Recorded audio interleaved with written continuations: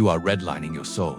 Imagine a high-performance engine. It is designed to run at 8,000 RPMs, but you have been holding it at 9,000 for months. You can smell the burning oil. You can feel the vibration in the chassis. You know that at any moment, something is going to snap, but you don't stop.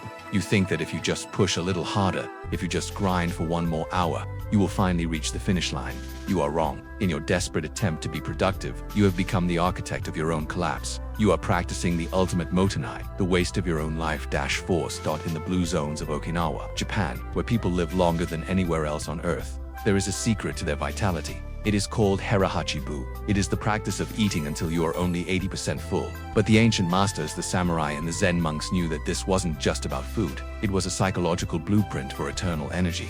Give me exactly 12 minutes and I will show you why your 110% effort is actually making you weak. I am going to reveal the buffer zone strategy, the secret to producing world-class results while feeling completely calm. If you stay until the very end, I will reveal the forbidden 20% void, a spatial technique used by masters to ensure they never experience burnout. Even in the heat of battle, if you feel like you are running on empty, good, that emptiness is the only space where true power can grow.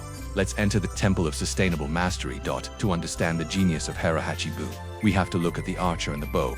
Centuries ago, a student of Kyudo, the way of the bow, was obsessed with power. He pulled the string of his bow with everything he had, trembling with effort, trying to send the arrow through the target with brute force. His arrows always flew wild. His master watched him and said, "You are trying too hard. When the bow is stretched to 100%, it has no room to breathe. It becomes brittle. It loses its spirit. To hit the mark, you must pull to 80%. That remaining 20% is where the grace lives. That 20% is where the target finds the arrow." This is the first open loop we need to close. Effort is not a linear path to results. There is a point of diminishing returns where every extra ounce of grind actually destroys the quality of the work. This is the curse of the 100%. When you operate at your limit, you have no buffer zone for the unexpected. One small problem, one minor crisis, and you break. Why are the elite 1% so calm? Because they are never full. They are always operating at 80%. They have a 20% reserve of mental energy, patience, and clarity that allows them to pivot while everyone else is panicking. They don't work harder than you, they work lighter than you. Pattern interrupt audio, the deep, resonant hum of a singing bowl. Visual, a cup being filled with tea, stopping just before the rim. This leads us to pillar number 1, the law of cognitive friction. Every time you force yourself to work when your brain is exhausted, you are creating friction. In the Japanese tradition, friction is a sign of being out of flow. Most of you believe in the heroic grind. You stay up until 3 a.m., fueled by caffeine and anxiety, thinking you are a warrior. But the masters of the lone wolf path look at you with pity. They see a person who is sanding their soul with coarse sandpaper, practicing Hara Hachi Bu. Mental means stopping when you still have a little gas left in the tank. It sounds counterproductive, but it is the secret to infinite consistency. Think about the Shokunin masters. They don't work until they drop from exhaustion. They work until the work is just right, and then they stop. They leave the workshop with 20% of their energy intact. Why? Because that energy is the seed for tomorrow's motivation.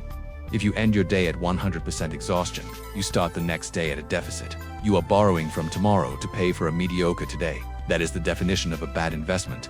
But how do we find that 80%? This leads us to pillar number 2, the rule of 3 and 2. In the ancient courts of the shogun, advisors were taught never to present a plan that was perfectly full. They left 20% of the plan open for the shogun's input. This is the wisdom of mother negative space. In your life, the rule of 3 and 2 means you choose 3 major tasks for the day, but you only commit to finishing 2 of them with absolute intensity. The third is your 80% markup.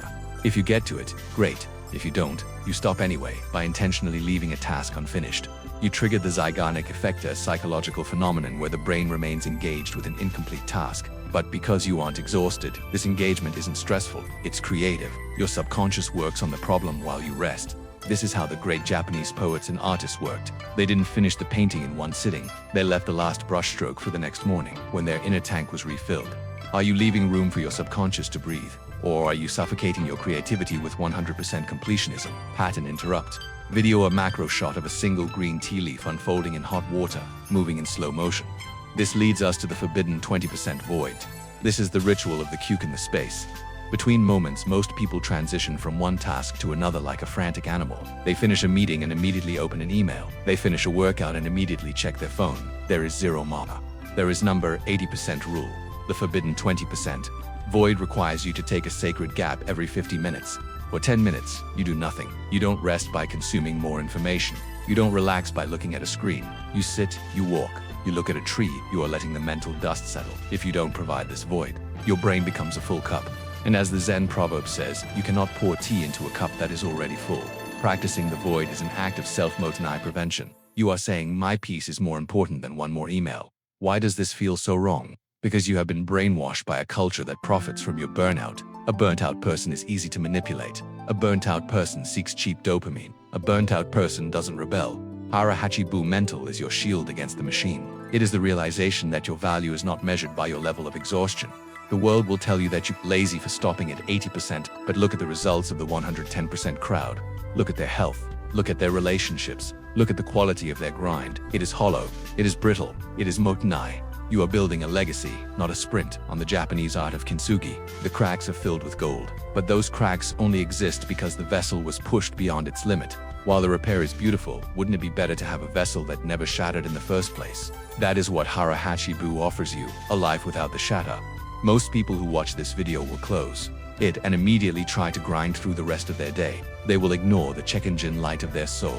They will keep redlining until the engine explodes, but not you. You are still here because you feel the archer's bow in your hands. You realize that to hit the mark, you have to let go. You have to trust the 20% reserve. Tomorrow morning, I want you to try the 80% protocol.